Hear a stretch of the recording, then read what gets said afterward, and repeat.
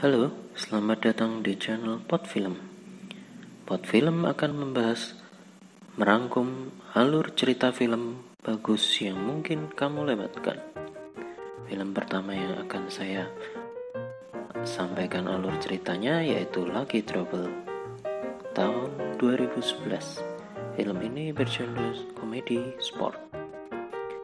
Lucky Trouble berkisah tentang Kolitov yang akan menghadiri pernikahannya di Moskow, tapi harus berujung dengan kegagalan karena Kolitov terpaksa harus menjadi pelatih sepak bola anak-anak usia 12 tahun.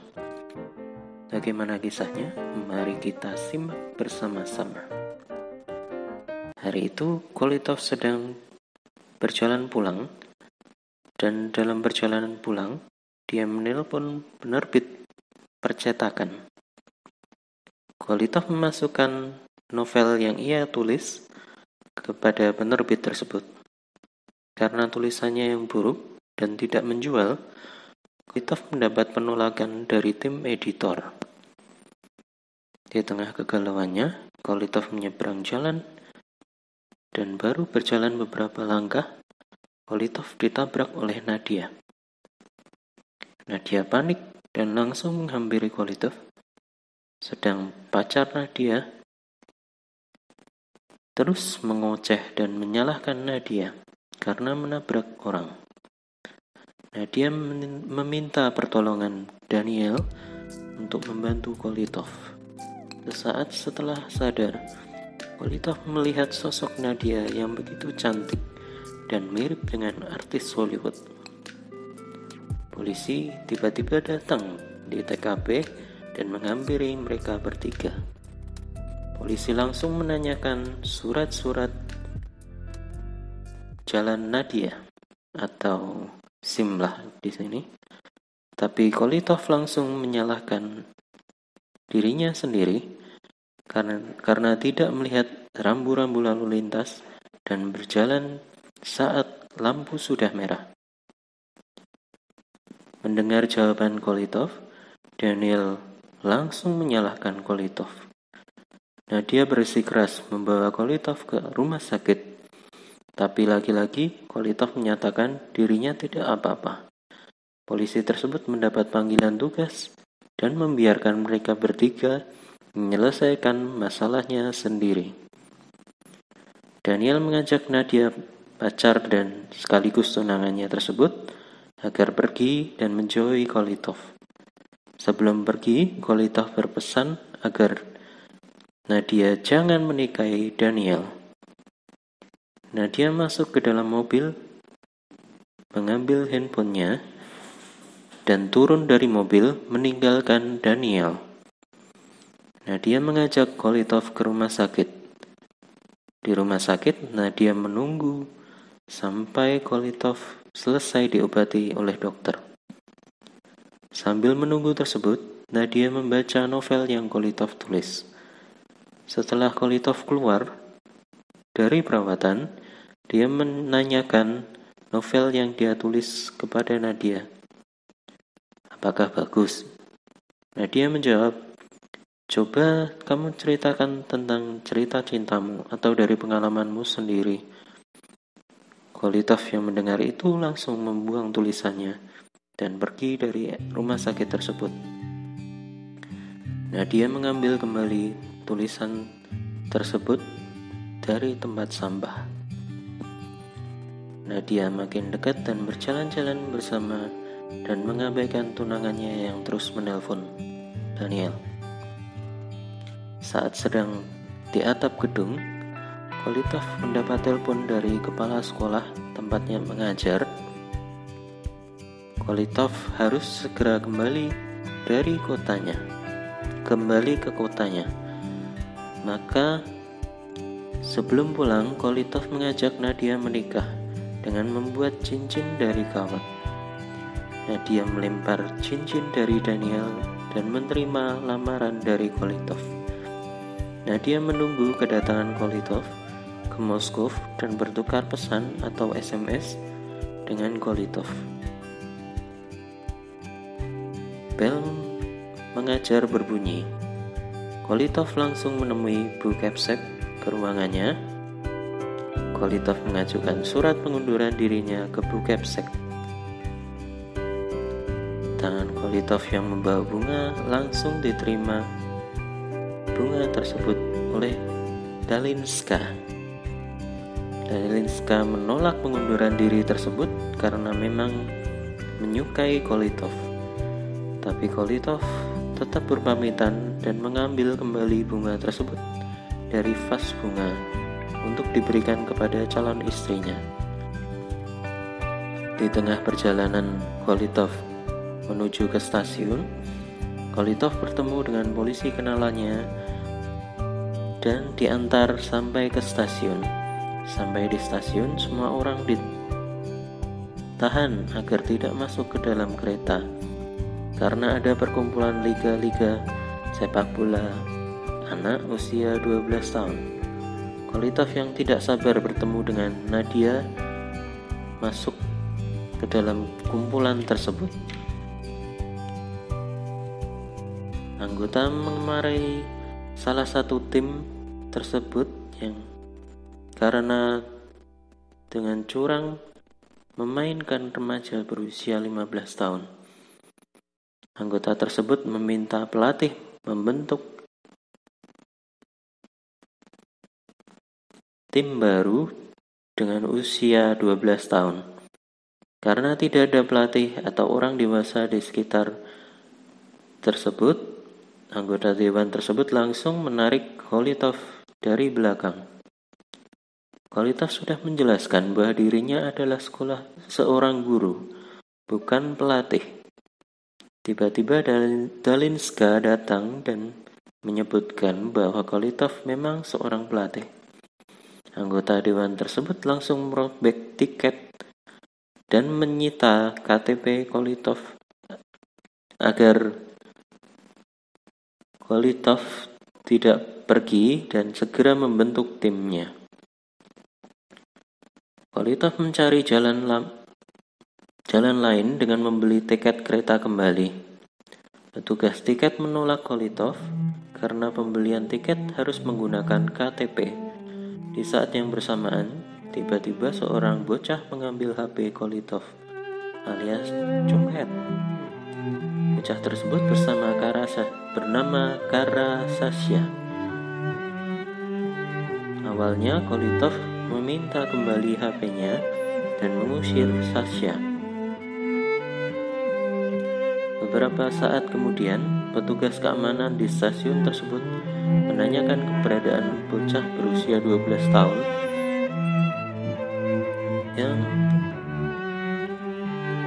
sering mencopet di area sekitar stasiun.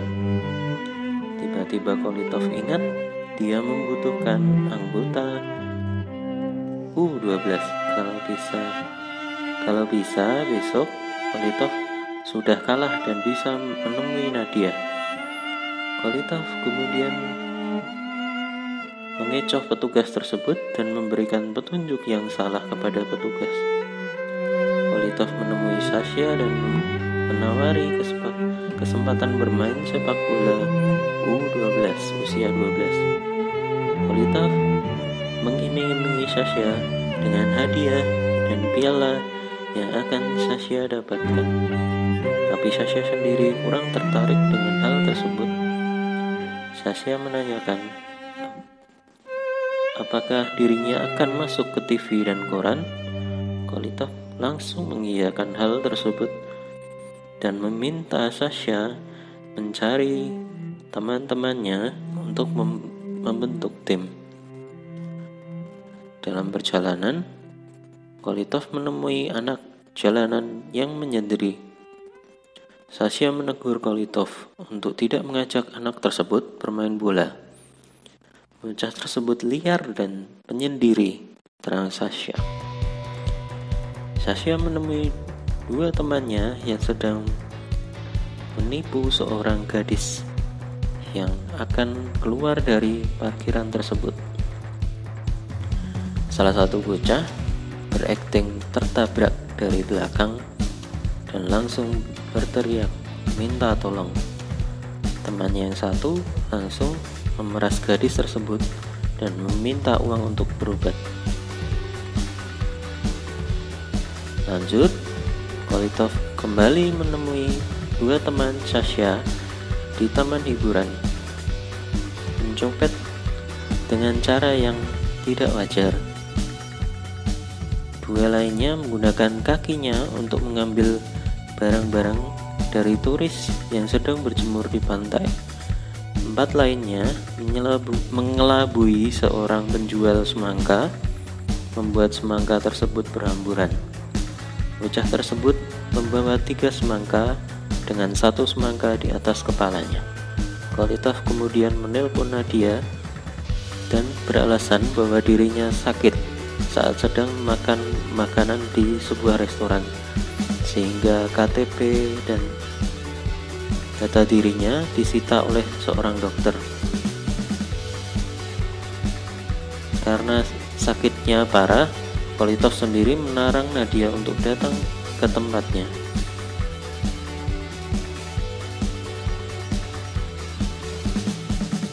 Kolitov sendiri berjanji besok sudah bisa menuju ke Moskow dan pernikahannya akan tetap berjalan.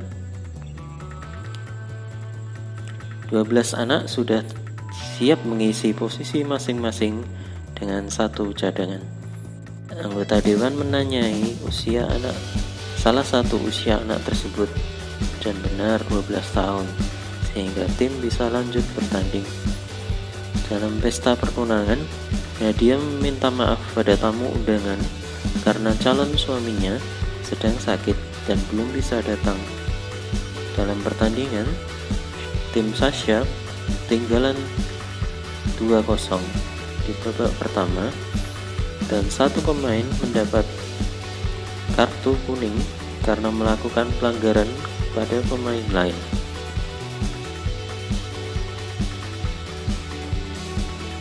Sasha kemudian membriefing teman-temannya agar bermain dengan cara mereka. Salah satu berakting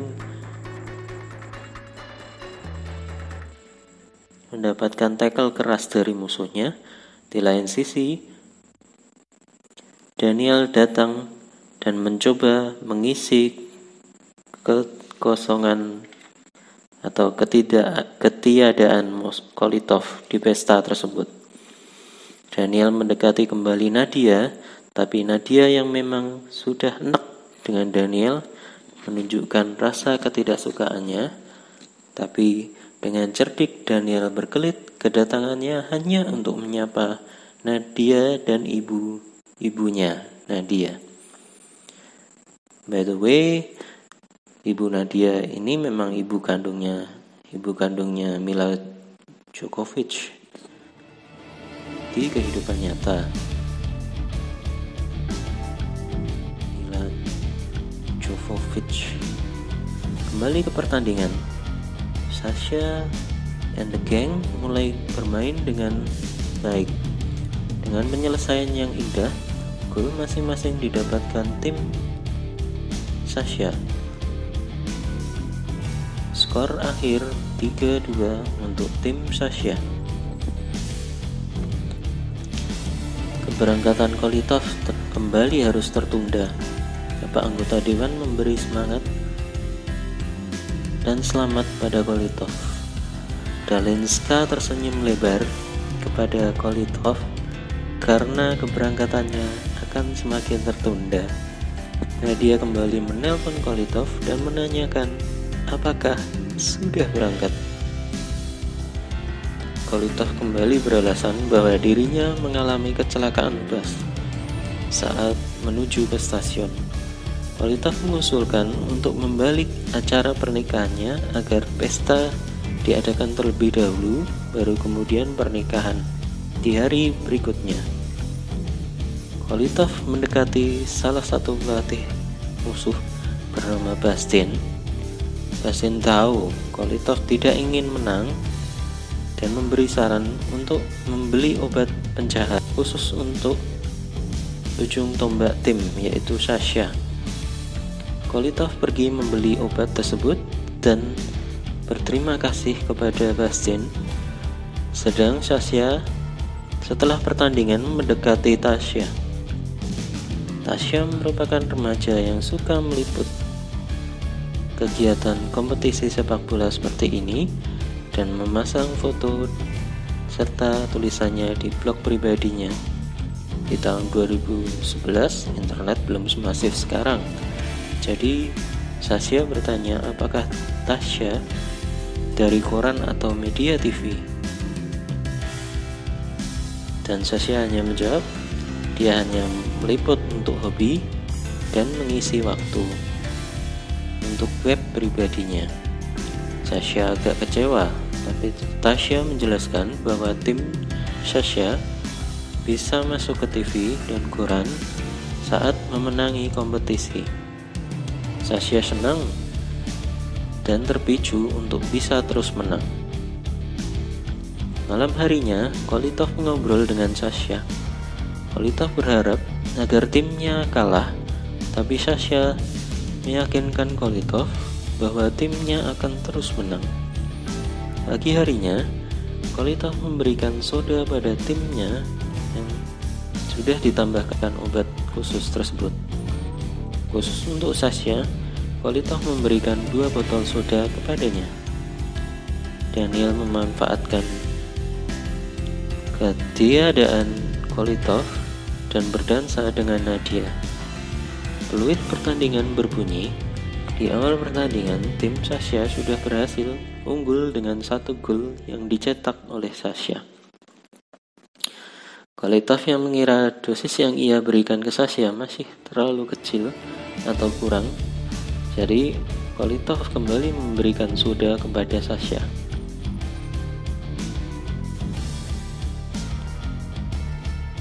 Sasha awalnya terjatuh, tapi ternyata obat tersebut belum bereaksi. Saat Sasha terjatuh di depan Tasya. Sasha langsung tebar pesona ke Tasya dengan memanfaatkan kelengahan kiper musuh. Skor menjadi 2-0 untuk tim Sasha. Sasha masih lanjut bermain. Sasha meminta minuman soda kembali kepada Kolitov, dan obat itu baru bekerja. Panggilan alam langsung memicu Sasha ke kamar mandi. Kolitov sudah membayangkan dirinya naik kereta datang ke pernikahannya dan menghajar Daniel yang merusak pestanya. Saat berdansa, Nadia mengatakan kepada Kolitov bahwa dia masih punya satu masalah, yaitu Kopchik, kiper yang tangkas dan suka mengintimidasi lawannya. Tim Sasha masih mengungguli musuh dengan 2-0 walau tanpa Sasha yang bermain. Kolitov memutar otak dan mengamati Kopchik dan mengganti Kopchik dengan anak liar yang Kolitov temui di awal, yaitu Derek. Dengan Derek, Kolitov membawa 2 kaleng susu untuk membujuknya bermain dalam tim. Kolitov berhasil menemukan pengganti Kopchik. Semua orang mulai marah saat Derek membiarkan bola masuk begitu saja. Pada serangan kedua, Derek berhasil menghentikan bola dari musuh.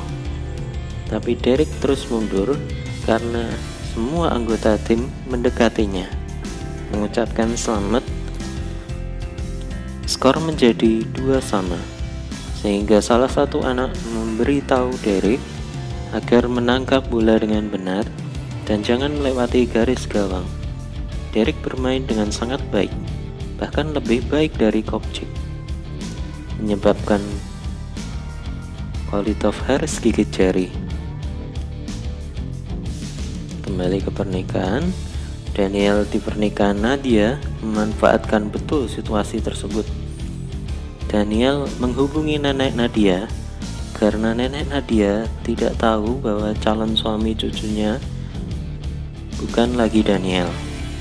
Daniel memainkan kembali peran sebagai pria menyebalkan dan berterima kasih kepada nenek Nadia yang memberikan ucapan selamat menempuh hidup baru.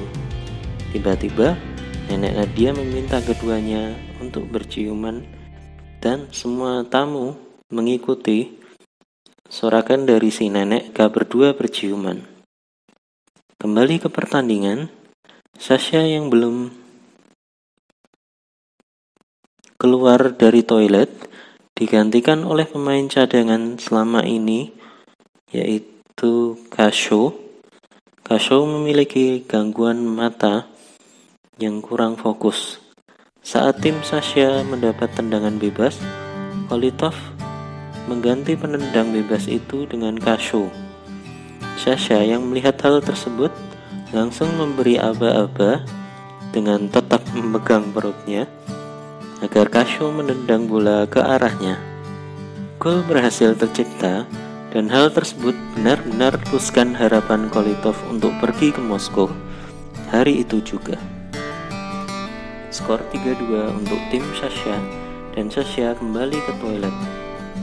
Kolitov menelpon Nadia dan kembali beralasan tidak bisa datang di hari ini. Kolitov sudah berniat menggunakan transportasi lain, tapi yang punya kapal yaitu Bastin. Bastin memberikan ide lain agar Sasha bisa gagal di pertandingan selanjutnya. Bastin menyuruh Sasha CS mengangkut kerat-kerat alkohol dari kapal agar timnya kelelahan.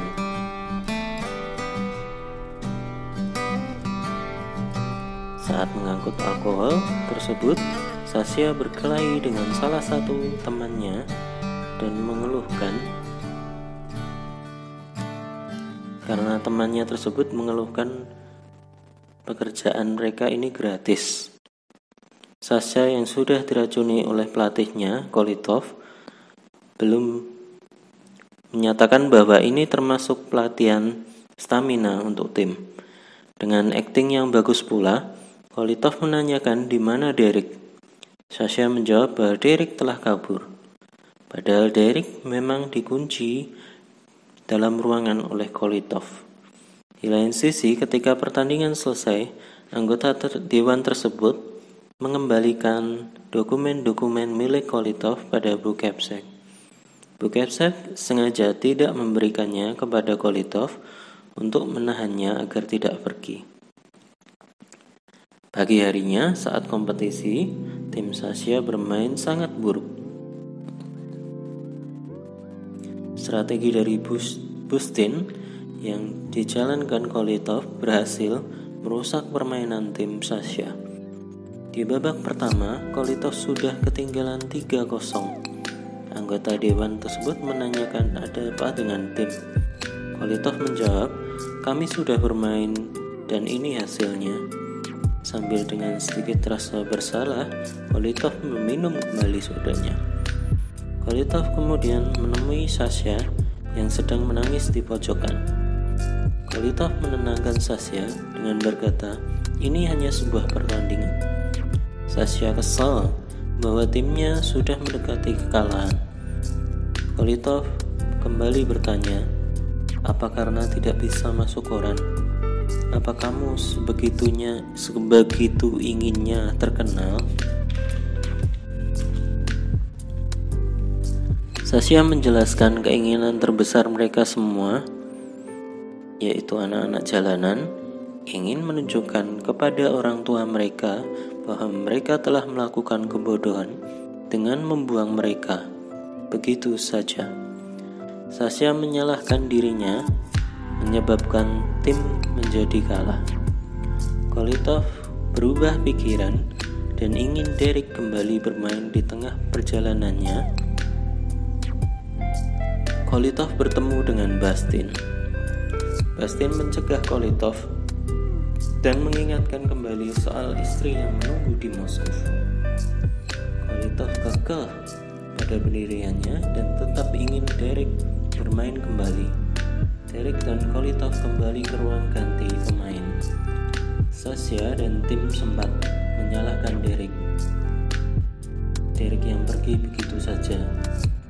Tapi mereka lanjut berganti kostum dengan baju biasa. Sasha meminta maaf kepada Kolitov karena sudah menyusahkan pelatih.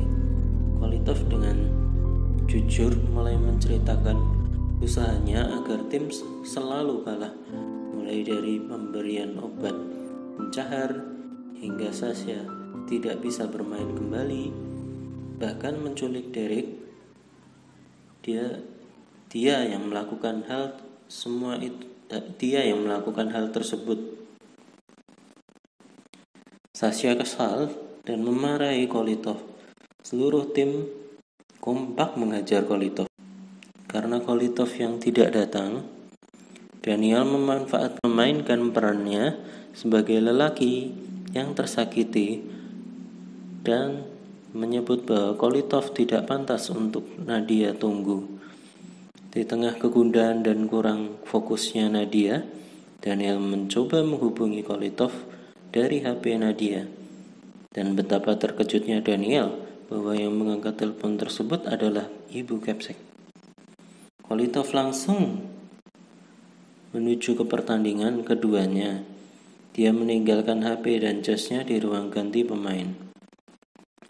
Bu Kepsek yang melihat panggilan masuk dari Nadia langsung mengangkat telepon tersebut. Dia menjelaskan kejadian sebenarnya soal Kolitov yang tertahan keberangkatannya ke Moskow karena Liga Sepak Bola U12. Setelah Daniel menutup telepon tersebut, Daniel langsung memprovokasi Nadia untuk menelpon calon suaminya tersebut. Awalnya Nadia tidak ingin semua tamu mendengar pembicaraan mereka, tapi Daniel menghidupkan mode loudspeaker dan memasang mic di dekatnya. Daniel yang sudah bermain cantik dan berperan seolah sebagai korban sudah merasa menang.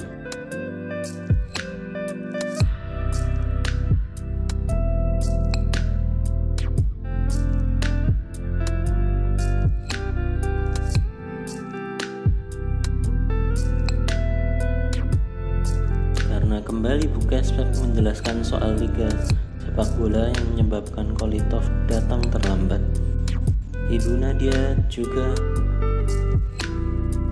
mendengarkan pembicaraan tersebut, mulai menyalahkan Kolitov dan membandingkan sifat Kolitov tersebut dengan ayah Nadia yang juga lari di hari pernikahannya.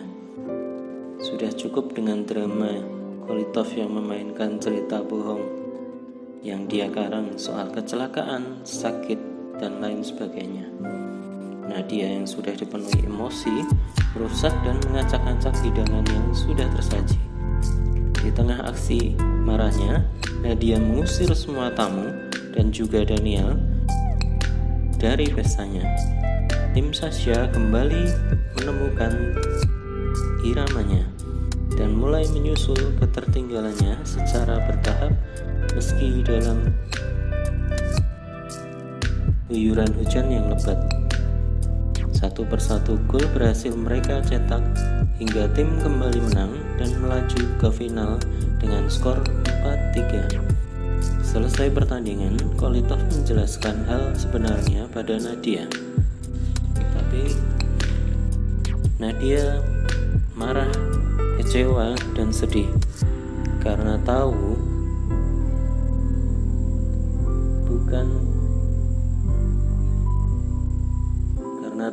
Kolitov tidak jujur dari awal. Kolitov pun putus asa dan tidak berani berharap lebih karena sudah berbohong pada Nadia. Sasha ganti menghibur pelatihnya. Tenang saja, asal tim kita menang, kita pasti bisa mengembalikan hubungan yang telah rusak tersebut. Tim kembali berlatih dan bersiap menghadapi final dari melawan tim Bastin. Bastin sendiri tidak senang dengan tim Kolitov. Dia menggunakan rekaman yang menunjukkan pencurian minuman dari kapal yang dilakukan oleh anak-anak didik Kolitov. Kolitov sadar bahwa dirinya sudah diperalat oleh Bastin. Bastin pun memanfaatkan bukti rekaman tersebut untuk memeras Kolitov agar kalah dengan cara apapun, agar anak-anak tersebut tidak dipenjara. Kolitov meminta belas kasihan dari Bastin karena mereka hanya anak-anak jalanan dan gelandangan. Bastin menjawab bahwa dirinya juga anak gelandangan, dan kemenangan ini adalah bukti bahwa dirinya bisa berhasil meskipun dari anak yang terbuang. Bastin memasukkan bukti rekaman tersebut dalam berangkasnya dan menyuruh Kolitov pergi, dan jadilah anak yang baik dan menurut. Kolitov kemudian menceritakan permasalahan tersebut kepada Sasha CS. Awalnya mereka tidak masalah dengan urusan polisi, tapi Kolitov tidak ingin anak-anak tersebut sudah menjadi napi di usia 12 tahun. Tiba-tiba Kolitov punya ide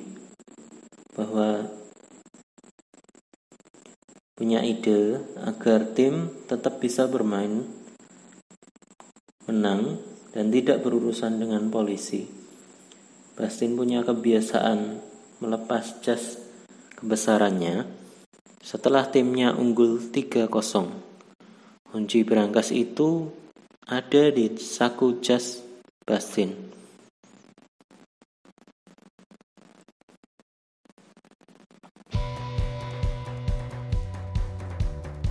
Setelah Kolitov berhasil merebut harddisk yang berisi rekaman tersebut, tim bisa kembali membalas dan memenangkan pertandingan.